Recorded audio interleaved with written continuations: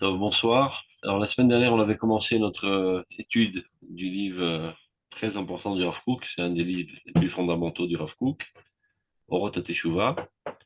Je récapitule vite fait pour ceux qui n'étaient pas là.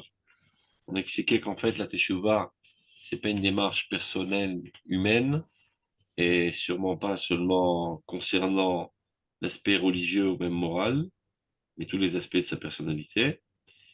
Mais plus encore, en fait, c'est un mouvement divin cosmique.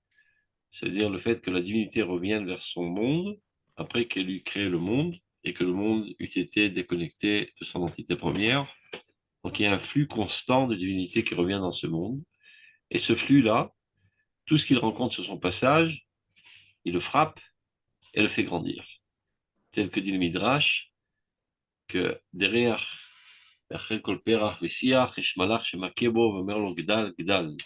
derrière tout buisson, derrière toute fleur, il y a un ange qui se cache et qui la frappe et qui lui dit grandis, grandis.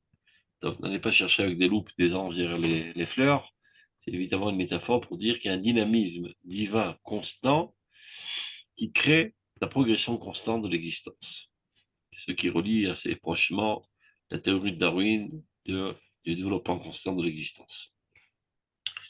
Et sur ce, nous avons développé d'abord les 4 niveaux premiers de la Teshuvah. La Teshuvah d'abord avant tout naturelle corporelle, ça veut dire de se comporter selon les lois de la nature de notre corps, et lorsqu'on se comporte à contre-nature et qu'on se rend compte des dégâts que cela crée, alors on arrête de se comporter de cette manière, on fait une teshuvah naturelle, corporelle. Il y a la teshuvah naturelle, mentale, psychologique, ça veut dire la morale ancrée de manière innée, et dès qu'on porte atteinte à une personne, eh ben, on se sent un petit peu mal du point de vue psychologique, et donc ça nous presque contraint à y remédier. Donc le dénominateur commun de ces deux tshuvot, en fait, c'est la douleur de laquelle on souffre. C'est ça ce qui me motive à faire tshuvah. J'ai pas envie d'avoir mal au ventre, j'ai pas envie d'avoir mal à ma conscience. Et après, il y a la tshuvah émonite, qui est fondée sur la tradition, sur la foi. C'est marqué dans la Torah qu'il faut faire tshuvah, qu'il faut bien se comporter, que Dieu récompense ceux qui font tshuvah. Et c'est ça ce qui me motive, que ce soit par la peur du châtiment, par l'espérance de la récompense. Et la plus haute des teshuvah, c'est la teshuvah sikhli, la teshuvah intellectuelle. C'est ce qu'on appelle la teshuvah par amour, la teshuvah suprême. En fait, c'est une conviction profonde et c'est en fait une identification profonde avec l'idéal divin. Et c'est ça ce qui me met en mouvance de progresser constamment. Ni par peur du châtiment, ni par espérance de la récompense, tout simplement parce que je suis électrifié de cet idéal divin. Et c'est ça ce qui m'entraîne constamment à faire le bien et m'écarter du mal. Donc là, on peut parler véritablement d'une transformation essentielle de la personnalité. Et c'est à cette tchouva que nous voulons tous adhérer et faire adhérer le peuple d'Israël. C'est la tchouva par excellence. Donc maintenant, on commence le chapitre 2. Tchouva pitomite ou tchouva adragite. Et deux genres de tchouvot. Une qui est soudaine et l'autre qui est graduelle. לגבי משך זמנה, התשובה מתחלקת לשני חלקים. Quant au temps de la teshuva, eh ben, on peut la partager en deux parties. Teshuva pitomite ou teshuva adrekite. Donc on va parler d'une teshuva soudaine et d'une teshuva qui évolue. Alors on va commencer par la pitomite, la soudaine. La pitomite, bah, Dragatite, c'est Dragatite. ouais, C'est aujourd'hui on dit dragatite, mais le Rav Kook a écrit Adragite. c'est un L'époque n'était pas tout à fait comme aujourd'hui à son époque, il était encore dans ses dragote par degré. 15 degrés. Apitomite, la tchouva soudaine, Bamitor Eze Barak Rouhani Baneshama, provient en fait d'un éclair spirituel qui pénètre notre âme. Mais Famachat, Makiru et Ara, Betakiur, Shelachet, Venepach Leishacher. Et d'un seul coup, l'homme prend conscience du mal et de la mocheté de la faute. et il se transforme en être un autre homme. C'est vraiment une révolution instantanée, une prise de conscience instantanée qui ne provient pas d'une démarche humaine, on va dire en quelque sorte d'une attaque divine. Dieu t'envoie un éclair et tout d'un coup, tu es éberlué de la lumière et tu te rends compte dans quelle obscurité tu vivais jusqu'à présent. Et de suite, il ressent en lui un changement parfait en bien. Teshuvazu, d'où provient cette teshuva? Baledezo ufa shezva primit. Elle provient d'un dévoilement de, on va dire, la Sgoula d'Israël, le caractère spécifique d'Israël, l'âme d'Israël, l'âme de Knesset Israël, qui pénètre ta personnalité individuelle. À l'aider Ezu Ashpa'a Nishmatik de là, sous l'influence d'une très très grande âme, ça peut être l'âme de Klal Israël, ou bien l'âme d'un grand sadique. Maintenant, si on veut comprendre exactement comment ça fonctionne, comment faire en sorte que ceci ait lieu, c'est dans les profondeurs du secret, c'est-à-dire dans la Torah de la Kabbale.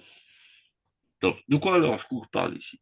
Ça nous rappelle Torah Ta'avrakot, c'est la Rambam dans le Moré de Bouchim. C'est comme si quelqu'un qui va dans la forêt, dans l'obscurité totale, il n'y voit rien. Donc il tombe dans tous les pièges, il bute sur toutes les branches, il se casse la figure toutes les 2 secondes. Et voilà que tout à coup, il y a un éclair. Et au moment où il y a l'éclair, eh ben, tout s'éclaircit. Et il voit exactement quel est le véritable chemin et quels sont les chemins tortueux, etc. Ouais, mais l'éclair, il dure pas longtemps. Il dure 1 seconde. Et après, tu te retrouves encore une fois dans l'obscurité. Donc, tu dois essayer de te ressouvenir de ce que tu as vécu pendant cette seconde pour retrouver ton bon chemin, à la lumière de cet éclair. Ben, de temps à autre, Akadosh Baruch Hu nous tend la perche. On se trouve dans des situations complexes, on est embourbé dans la faute, pas seulement une seule faute, ça peut être tout l'itinéraire de notre vie parfois, toute notre conception de la vie, qui est totalement erronée. On s'est attaché à des fausses valeurs, qu'on croyait être les valeurs les plus importantes. Et on a couru toute notre vie après ces valeurs qui en fait ne valent pas grand-chose. Et voilà qu'un beau jour, un éclat divin, c'est vraiment une aide divine, Siyata Dishmaya, qui nous permet de nous remettre sur le bon chemin si seulement on le veut, évidemment. Dieu ne nous force jamais la main, on est toujours libre d'agir.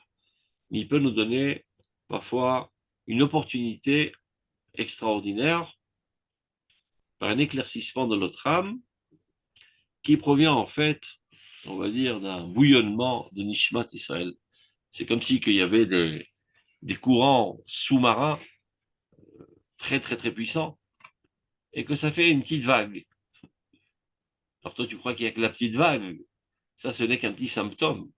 Mais en fait, il y a des courants sous-marins très très très puissants.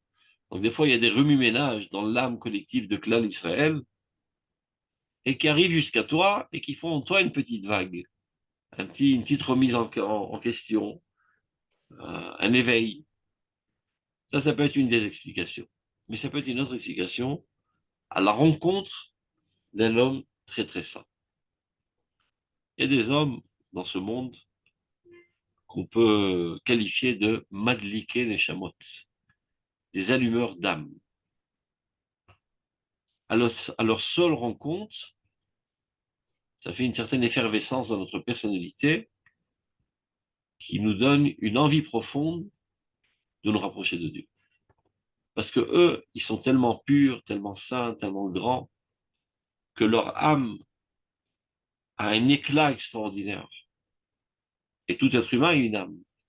Et elle ressent cet éclat extraordinaire, et ça déclenche en lui une volonté très très profonde de se hisser à ce niveau. On raconte par exemple une anecdote qui a eu lieu. Vous avez sûrement entendu parler du Rav Levin, Rav Asirim, le rabbin qui allait rendre visite à tous les prisonniers juifs dans les prisons britanniques avant l'État d'Israël.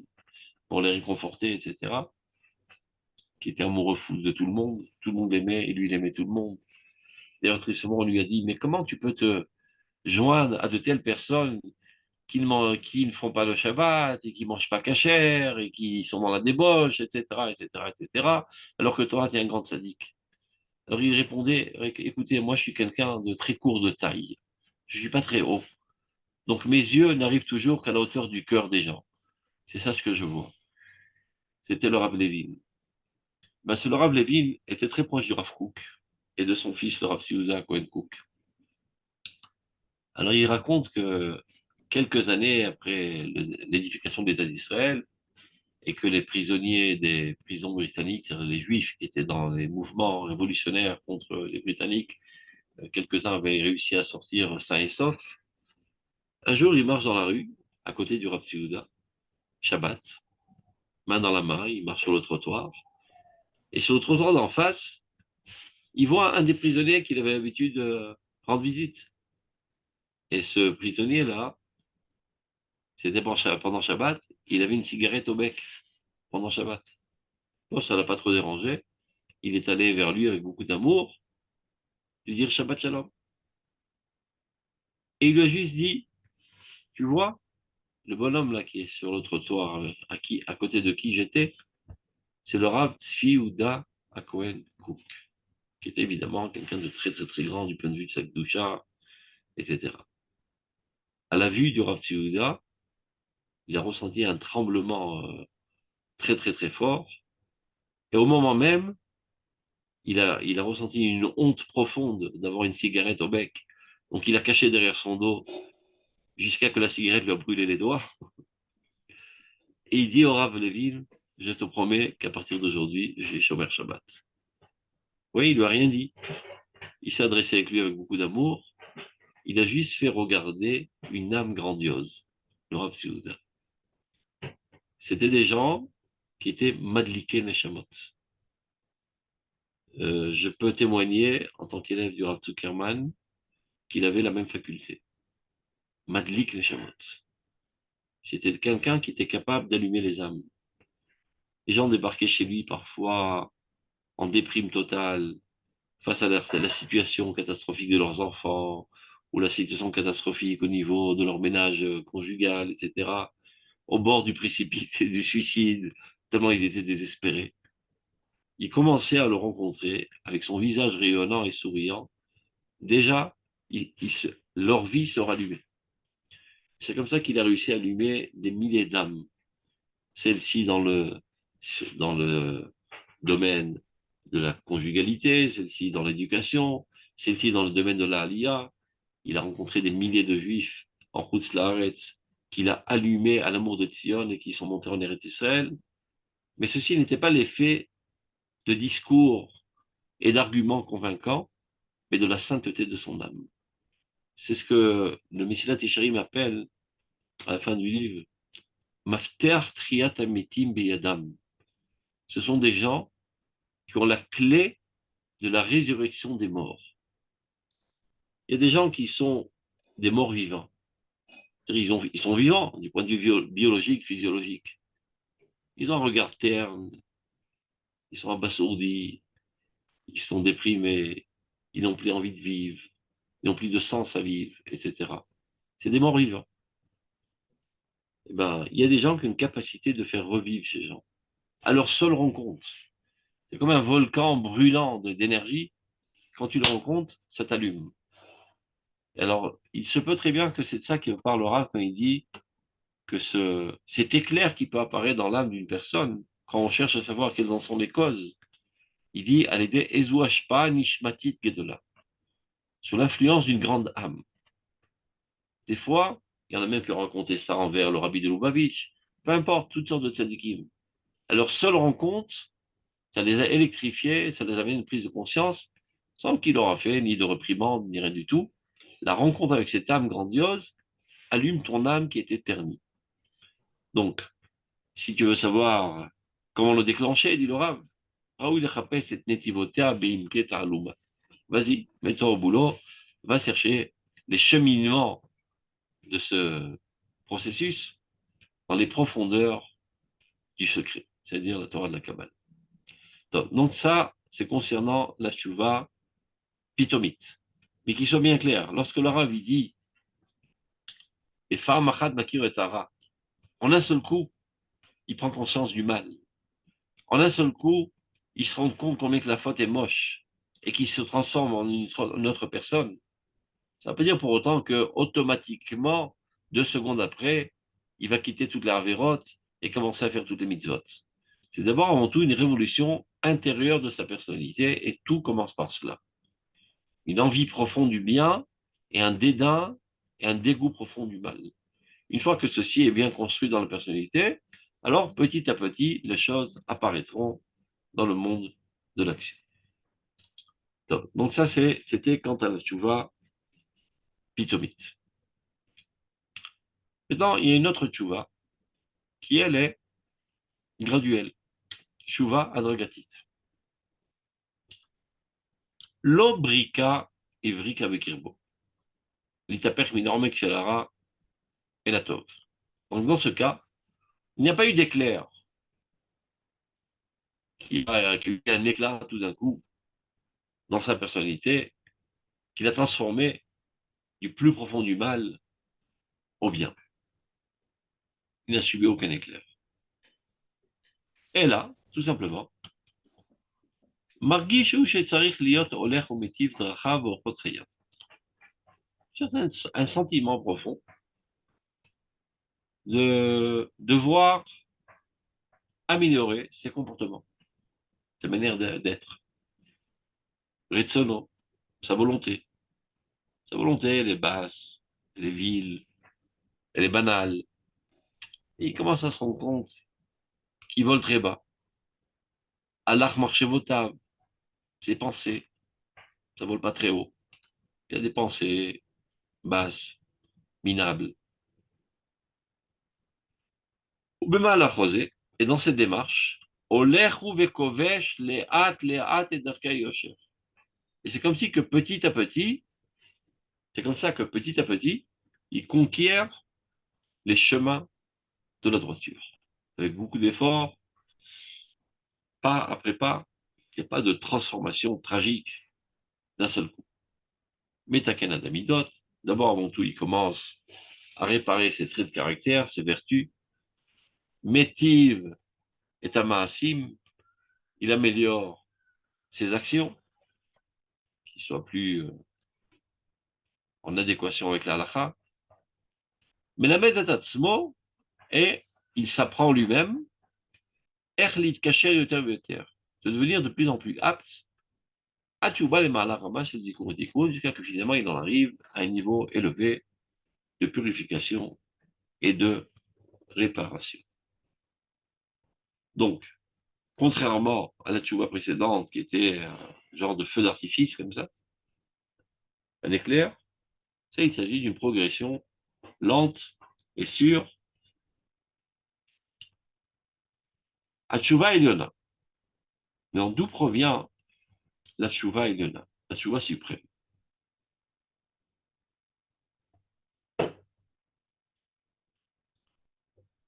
Baam et Avraka chez la Tova Klali provient d'un éclat du bien général. De quoi s'agit-il? C'est quoi ce bien général? Chez la Tov à Elohi, Ashore, Paolamot, Kulam. Du bien divin qui réside dans tous les mondes. Akadosh Baruch Hu est bon. Tov Adonai Lakol, Vrachamav Akol Maasav. Il est tout bonté et il s'adonne constamment à procurer du bien à toutes ses créatures. Donc tout le monde baigne dans la bonté divine.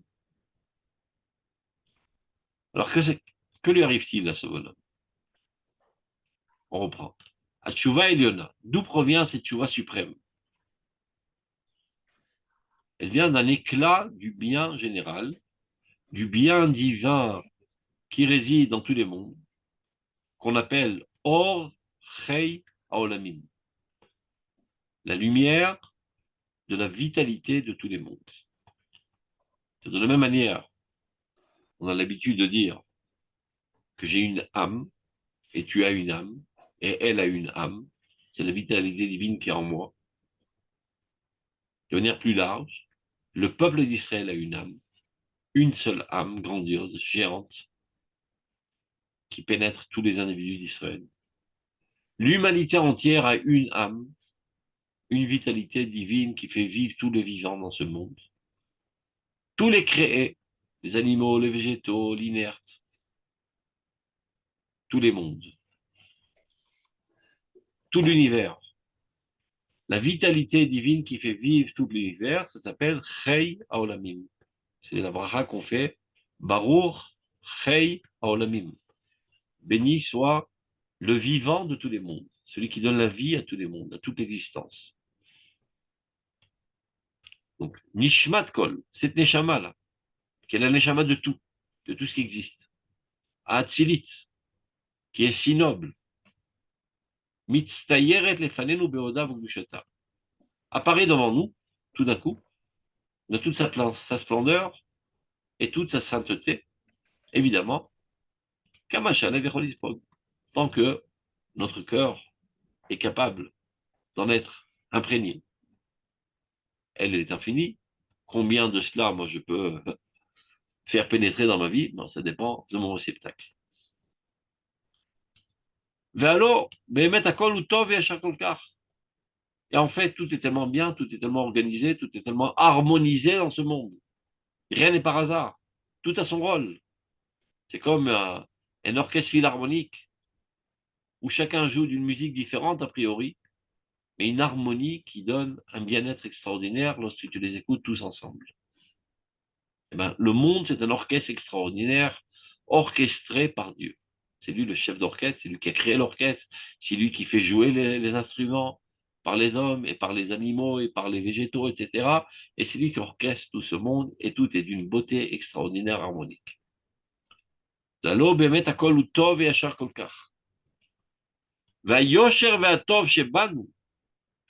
ce qu'il y a de droit et de bon en nous,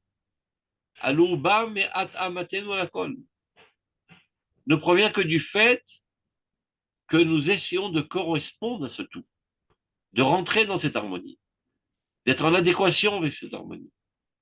Ça veut dire la tendance vers le bien qui est en nous, et dans chacun de nous, il y a une tendance vers le bien, vers la droiture, d'où elle prévient du bien environnant dans toute l'existence qui pénètre dans ma personnalité et qui me pousse à accorder ma guitare au son des autres instruments de musique de l'existence.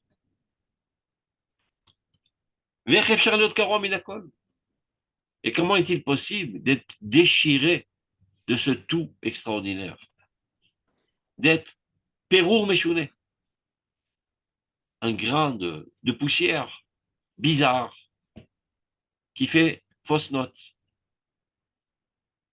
Moufrad Kavakdak Shekelon Ershab, d'être déconnecté comme un grain de poussière très très fin qui est inconsidérable tellement il est petit. Donc, il peut arriver que quelqu'un ait une telle prise de conscience.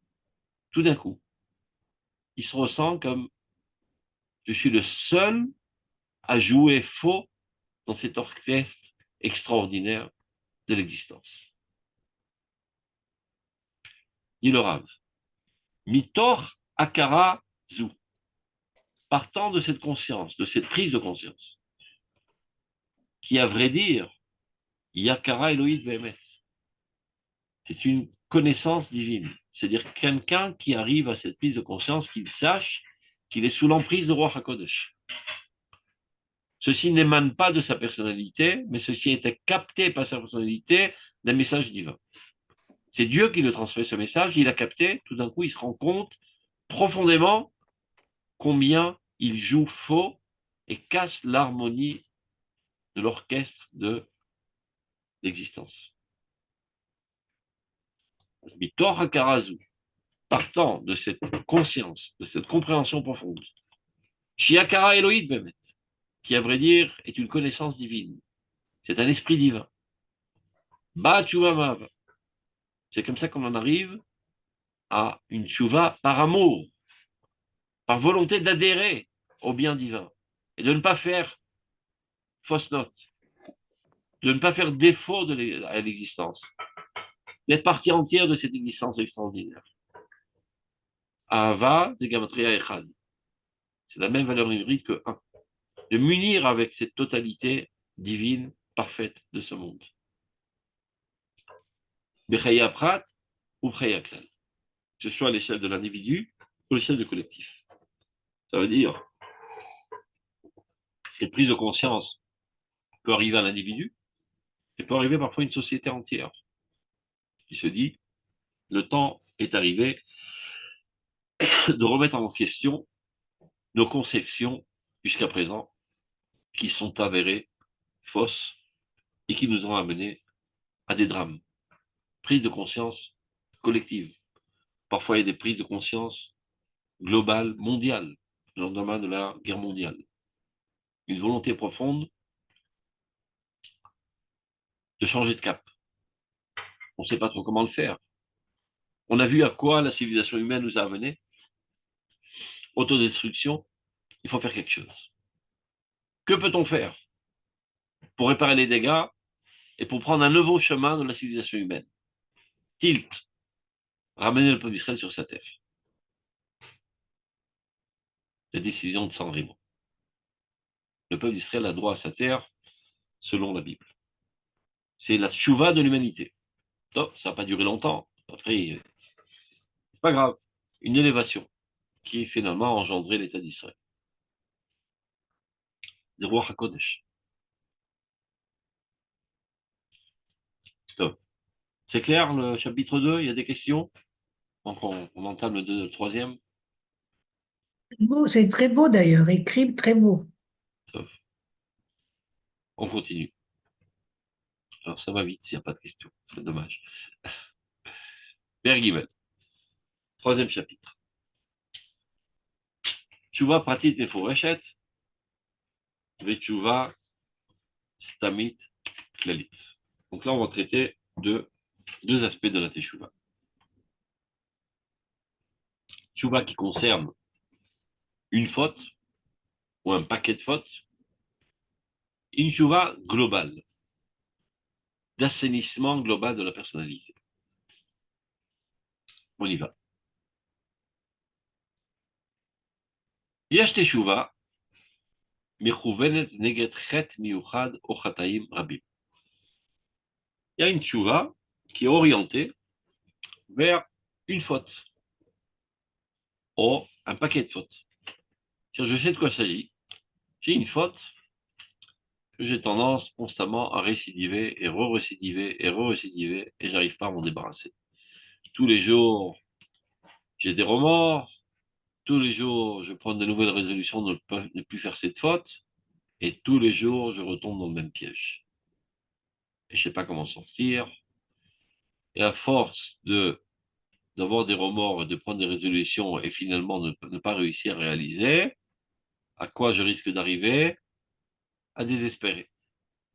De dire, top, probablement que c'est pas humain. C'est pas faisable. C'est pas fait pour les hommes, cette mitzvah. C'est interdit, n'est pas humain. La preuve en est, voilà, j'ai décidé à maintes reprises, j'arrive pas. Il y a pas mal de gens qui disent, faire le régime, c'est pas humain. Tu vois bien, j'ai décidé 100 000 fois et finalement, chaque fois qu'il y a un gâteau qui me passe sous le nez, je le mange. Donc, c'est pas humain. Peut-être que toi, tu n'es pas tout à fait humain. Tu es un faiblard.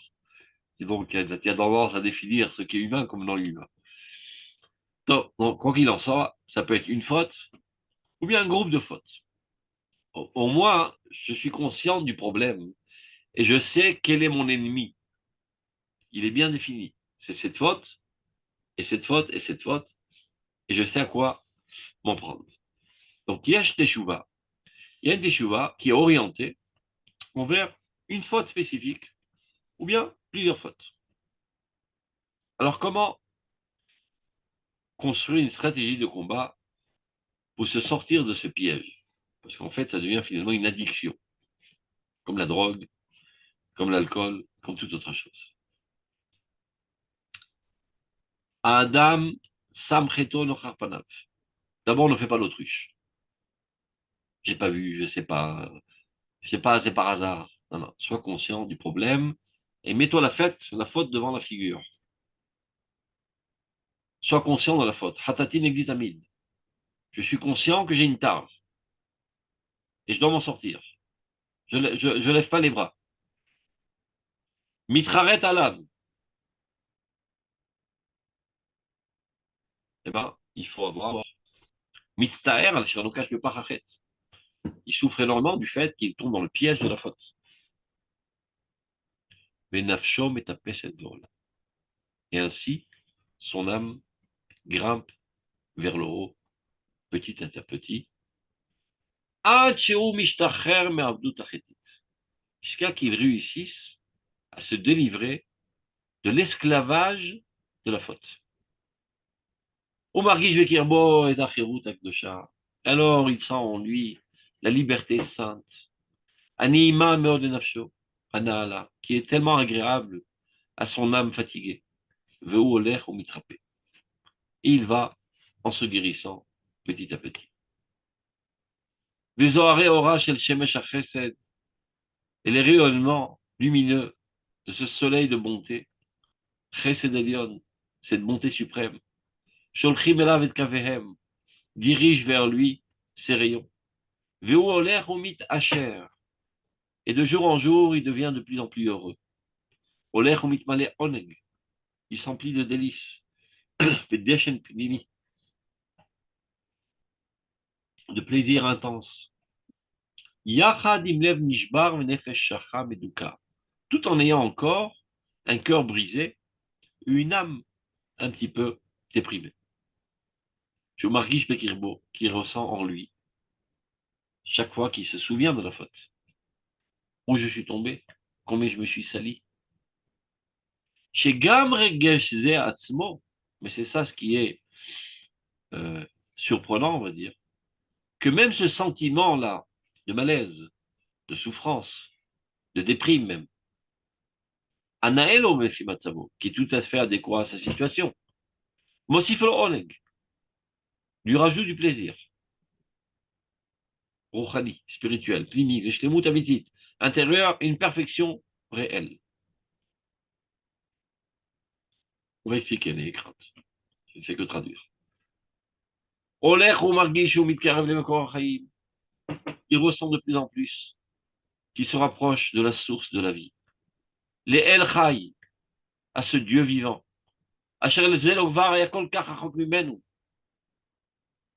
Duquel il était, il n'y a pas très longtemps, si loin de lui. Nafsho Kemeha, son âme languissante.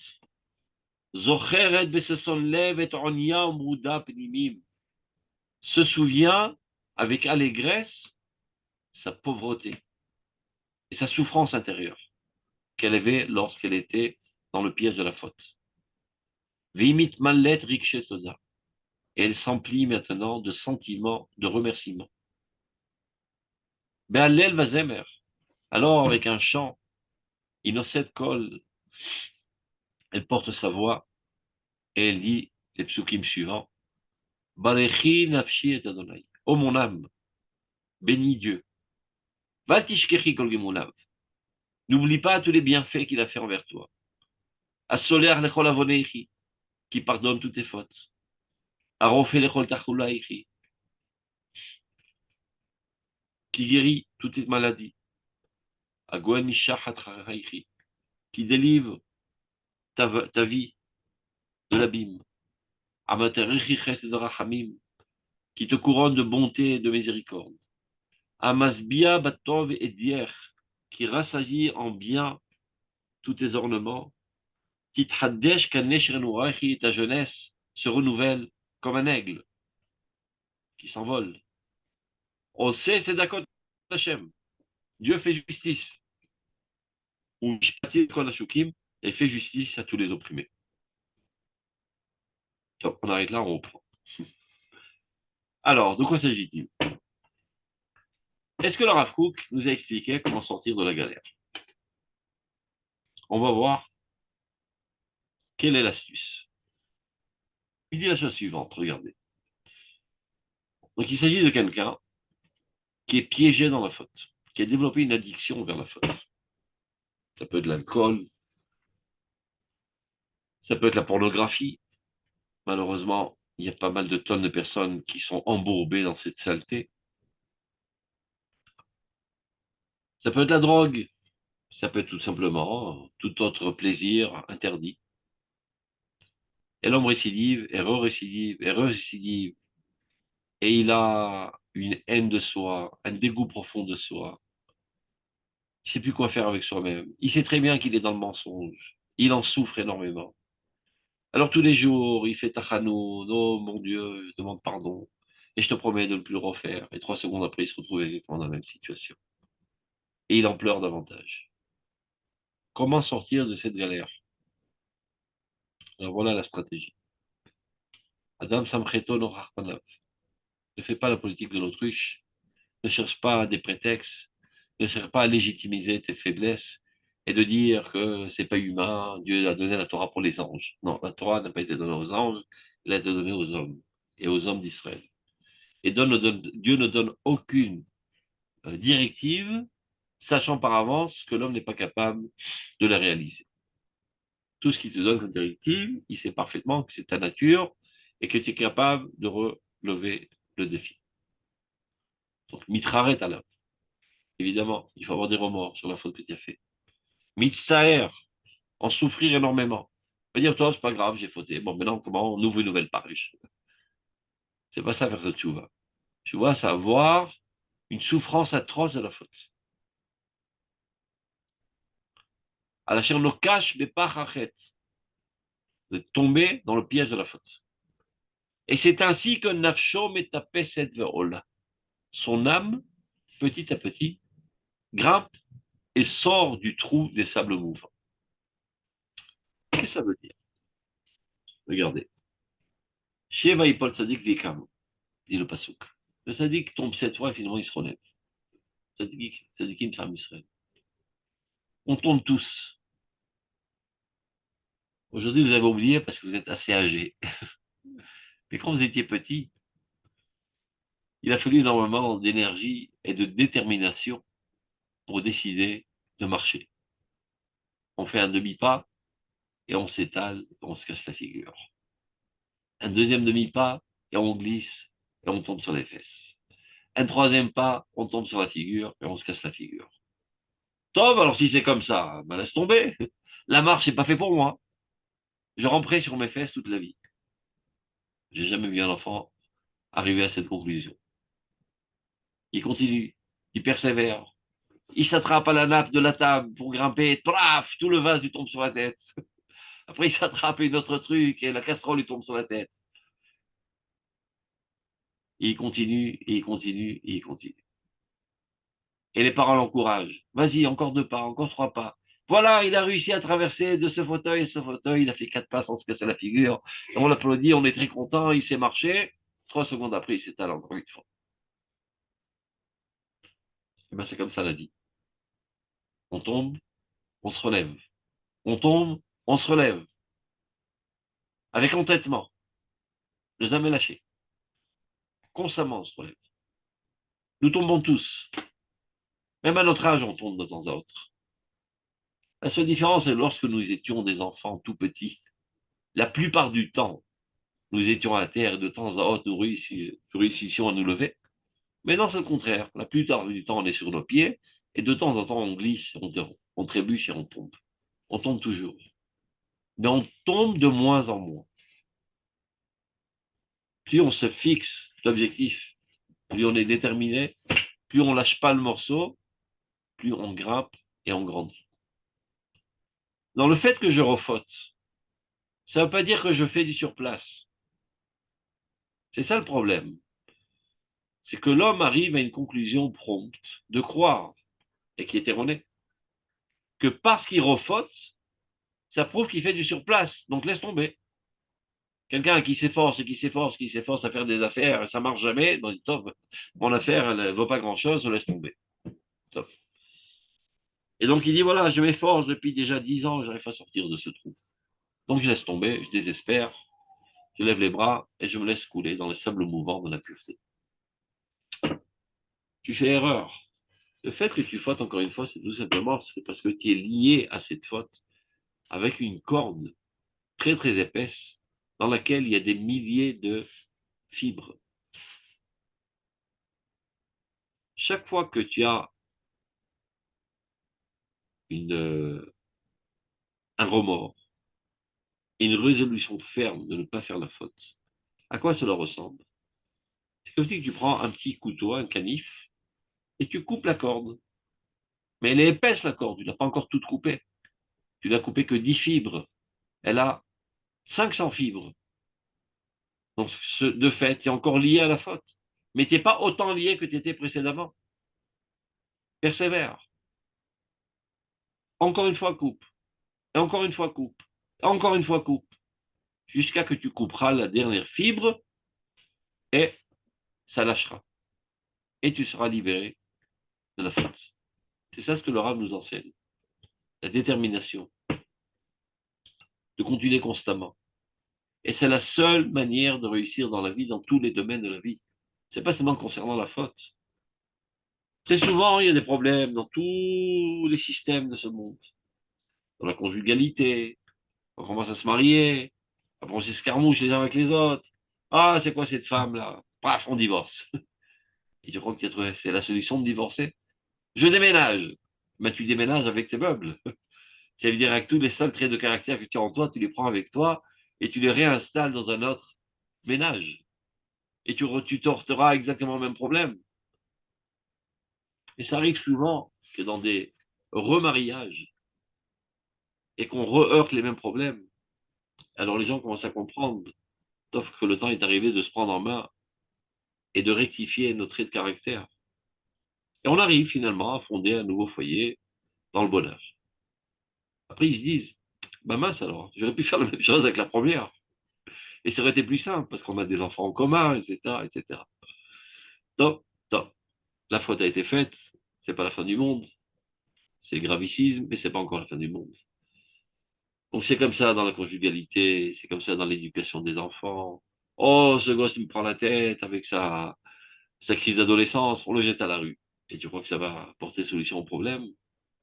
Il va se dégrader de jour en jour, il va tomber dans la drogue, il va tomber dans toutes sortes de saletés, on va le chercher en retour après. Il faut se mesurer au problème avec beaucoup d'assiduité et beaucoup de détermination. Oh, cet État d'Israël, il a tellement de problèmes, tant qu'on le balance, on fait un nouvel État, Medinat Yehuda. Donc, c'est toujours les têtes brûlées qui ont tendance à agir de la sorte. Les Giborim savent que l'on construit ce monde que par une assiduité continue. Un petit pas, et encore un petit pas, et encore un petit pas, jusqu'à qu'on en arrive à bout. C'est la seule manière de construire ce monde. Marqué dans la Gemara, j'ai oublié qui c'est, un des rabbins demande à ses élèves, quel est le verset le plus important de la Torah? Alors un des élèves s'exclame, il dit, Shema Israël Hashem Elokeinu Hashem Echad. Nul. Le deuxième, il dit, Anochi Hashem Elokecha. Je suis l'Éternel ton Dieu. Nul. Toutes sortes de propositions. Et finalement, un élève dit, Keve Sechad Baboker, Keve Sechad Ben Arbaï. Un mouton le matin, un mouton le soir. Ah, ça c'est la solution. L'assiduité. C'est la seule manière de construire ce monde, de construire sa conjugalité, de construire l'éducation des enfants, de construire l'État d'Israël, de construire l'armée d'Israël, de tout construire petit à petit, kima à kima, de construire la Géoula du peuple d'Israël, petit à petit. Kital orot alecha. C'est comme la rosée. On ne se rend pas compte. On se promène la nuit dans une balade romantique. On ne se rend pas compte qu'il y a de la rosée. Et voilà que le matin, le pare-brise est tout mouillé d'eau. Parce que les gouttes sont tellement petites et microscopiques qu'on ne les ressent pas. Mais de fait, ça change l'existence. Et bien, c'est comme ça qu'on change les choses, petit à petit. Le monde est progressif. Mais nous aussi, on agit de manière progressive. Petit à petit, finalement, on en vient à bout. C'est ce qu'il dit le Rav, mais ta paix cette là. Sache que chaque fois qu'il y a tes profonds remords et que véritablement tu souffres de la faute et que tu prends des résolutions de changer, eh ben, tu ne fais pas du surplace. Tu es en train d'avancer même si tu ne vois pas ça au niveau du comportement. Ça prend du temps. Patience. C'est que finalement, il en arrive à se libérer de cet asservissement de la faute, de cette addiction qu'il avait développée envers la faute. Et alors, Marguiche Vekirbo de chat. Mais non, Prends il ton téléphone. Tu as ton téléphone? profondément, Tu as ton téléphone? c'est Il qui faut qu'il parle? soit à côté de toi, sinon tu vas Il pas faut pouvoir fermer, l'écouter. là, on entend des conversations là. On va Non, mais je suis entendre. en train d'écouter un cours, là. Attendez. Prends le téléphone et mets-toi à côté de... Oui. On entend des conversations là. Voilà, il n'y en a plus. Je les ai éteintes. Tov. Donc on a compris, donc il est tout heureux d'avoir été libéré, etc., etc. On a déjà lu. Mais non. Oi. Oi, c'est une expression en hébreu qui veut dire malheur. Kama shuka ita nefesh. Combien que cette âme était opprimée. Be'od massa chet, tant que le fardeau de la faute, kadruto, sa noirceur, gasuto, sa grossièreté, vesivlo ayom, et sa souffrance redoutable, munach alea, reposait sur elle. Kama ita iruda vesrufa. Combien qu'elle était en chute et fatiguée. Gam Osha avec Avot Ritzani Nafala Lechavel. Bien que, apparemment, extérieurement, il avait tous les honneurs. C'est quelqu'un de très réussi, de très riche, de très apprécié dans la société. Donc tout le monde le respecte, très souvent pour son fric, ou bien pour sa situation, etc. Mais tout ça n'est qu'extérieur. Mayo il kolhon. À quoi peut bien servir toute richesse? Si l'intériorité de la vie est sec, est pauvre,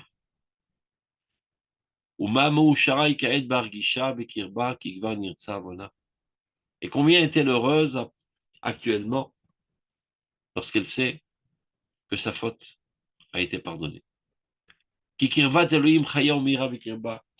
La proximité de Dieu vit en elle, rayonne en elle, qui ou calme sa pénimi. Ce fardeau qu'elle portait sur elle, qui était ressenti tellement lourd, s'est allégé. C'est comme si quelqu'un qui avait une dette, et donc il avait une pierre qui lui pesait sur le cœur. Un jour, il a payé sa dette. Elle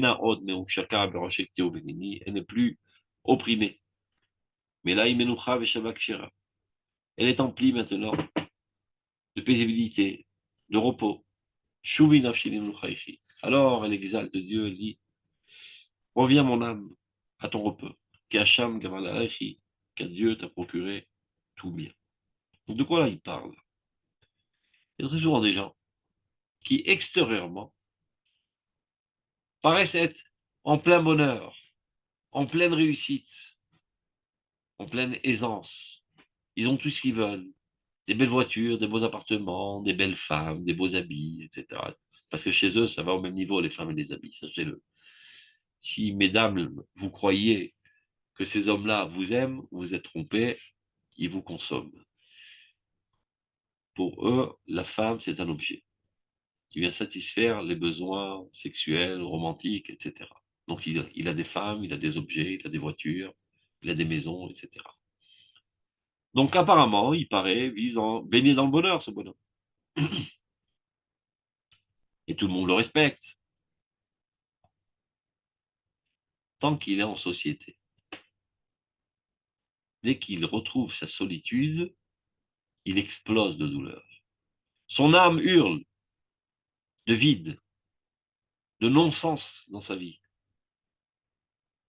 d'insatisfaction.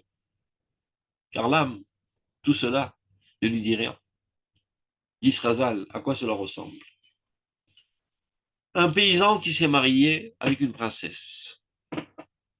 Et le lendemain de la nuit de noces, il offre un petit déjeuner royal selon les dimensions du paysan. Elle voit le menu, elle s'évanouit tellement c'est nul, parce qu'elle appartient à la royauté. Ben de même, ce mariage entre l'âme et le corps. Parfois, l'âme ressent un vide, et elle exprime cette sensation de vide, et ça montre à notre conscience, et on ressent un manque. Alors que sont fait, on, on grimpe vers le frigidaire, on ouvre la porte en espérant trouver un gâteau. Et en pensant que par là, on va combler le vide. Alors non seulement on ne va pas combler le vide, mais de plus, ça va vexer énormément l'âme et la frustrer de croire qu'on puisse la satisfaire avec quelque chose de si grossier. Donc tant qu'il est dans le bruit environnant, il ne se rend pas compte du cri de son âme. Mais dès qu'il se retrouve tout seul, le cri de son âme le désempare. Tom, alors qu'est-ce qu'il fait? Il fait en sorte d'être toujours dans du bruit, pour ne pas entendre le cri de son âme. Toujours en société bruyante. On va au resto, on va au ciné, on va au canyon, on va faire une balade. Toujours, toujours, toujours en société, ne jamais rester tout seul, shalom, de peur d'écouter le cri de son âme. Ceci est expliqué de manière métaphorique sur Chazal. Titus, lorsqu'il est rentré au Beth Amikdash pour détruire le Beth Amikdash, il a planté son épée dans le rideau du Kodesh et Kodashim, et tout d'un coup, il y a du sang qui a été déversé. Alors il a dit, super, j'ai tué le Dieu d'Israël. Il était bien content, satisfait d'avoir tué le Dieu d'Israël. Après, il prend son bateau pour retourner à sa ville d'origine, et voilà qu'il y a une tempête. Alors il commence à comprendre que probablement ce Dieu d'Israël n'est pas tout à fait mort. Il dit, mais ce Dieu-là, c'est un Dieu marin, parce que chaque fois, il s'en prend aux gens dans l'eau. Au début de l'existence, c'était le déluge, et les Égyptiens, il les a noyés dans la mer. Donc, alors qu'il vienne avec moi sur la terre faire un duel, on verra bien qui gagnera.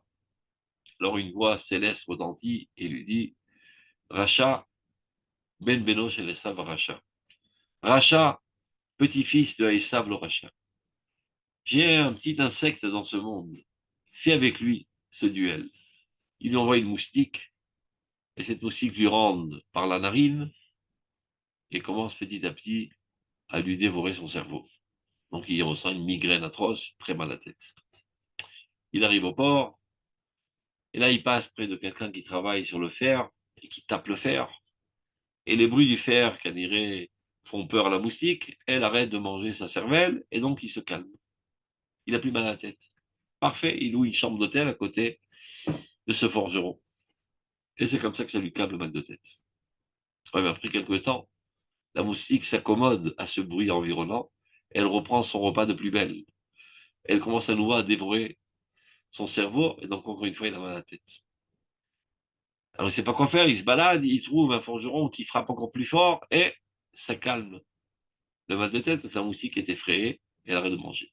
Donc tout ça, évidemment, est une métaphore pour dire que le cri de l'âme fait en sorte que l'homme ne peut plus supporter cette souffrance. Et donc, pour s'évader de cette souffrance, qu'est-ce qu'il fait? Eh bien, il se fait du bruit. Il vit dans une ambiance environnante très bruyante. Donc, c'est le cinéma avec beaucoup de violence.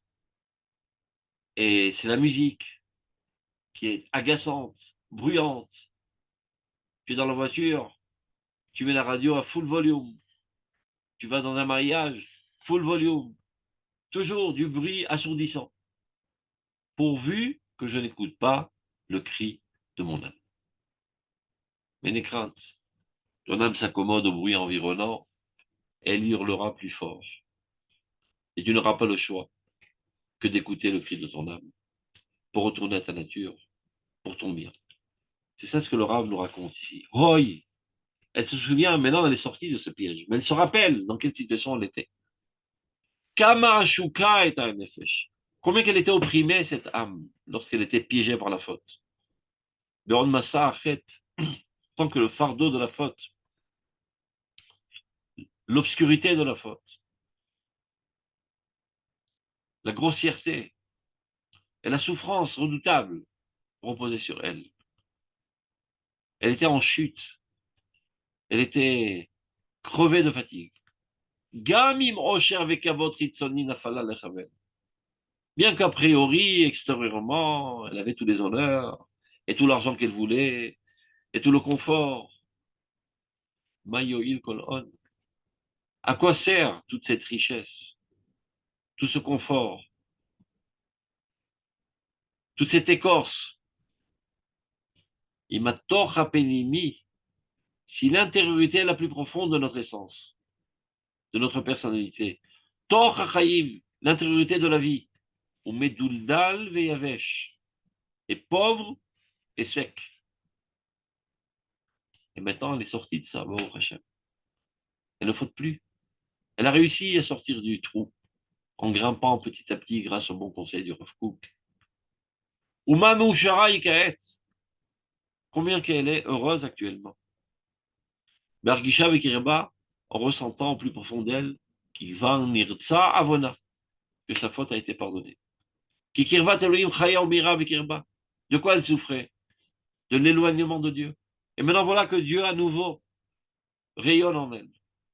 Qui ou calme sa primi, ce fardeau qui pesait sur son cœur a été allégé. Qui va Shilma et Nishia. Elle a payé sa dette. La même sensation quand tu payes une dette. Un soulagement. Vena Odnou, chacun veut Fnimi. Elle n'est plus opprimée de cette oppression si grave. Mais là, et à présent, elle est emplie de repos et de paisibilité cachère, véritable. À l'époque, il était en train de bronzer sur la plage des Lacs, il pensait qu'il était en paisibilité. Paisibilité extérieure, mais un volcan intérieur de souffrance. Maintenant, il a une véritable paisibilité à tous les niveaux de sa vie. Alors, il s'exclame envers Dieu et dit, reviens mon âme, à ton repos. Pas à la mort, dans la vie active, dans toute intégrité, en toute harmonie de la personnalité, dans tous ses aspects. Qui Hachem Gavalalaichi, car Dieu t'a donné maintenant toute sa bonté et tout ce bien-être. Donc, je pensais pouvoir terminer ce chapitre, mais probablement qu'on n'aura pas le temps. Donc, on s'arrête là pour cette semaine. Portez-vous bien. Shabbat Donc, si vous shalom, voulez Toda savoir Rabba. la suite des événements de l'aventure de Rosh Hashanah, on se rencontre la semaine prochaine. Merci beaucoup. תודה רבה, תודה C'est רבה. passionnant. D'accord. Merci d'avoir visionné cette vidéo. Je vous invite à vous abonner à notre chaîne InMode pour plus de replays, de conférences, de cours, d'interviews. Cliquez sur le bouton juste ici et vous êtes abonné à l'InMode. À très bientôt.